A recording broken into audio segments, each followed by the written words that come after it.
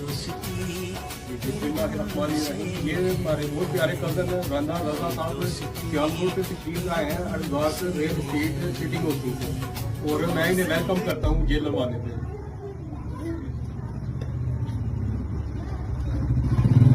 ये हमारे मियां दुरान साहब सियालकोट से तशरीफ लाए हैं, हमारे बहुत प्यारे दोस्त हैं और मैं इन्हें जेल में आने पे वेलकम करता हूँ। उनका बहुत शुक्रिया अदा करता हूँ, मुझे मुबारकबाद देने तशरीफ लाए हैं, बहुत शुक्रिया।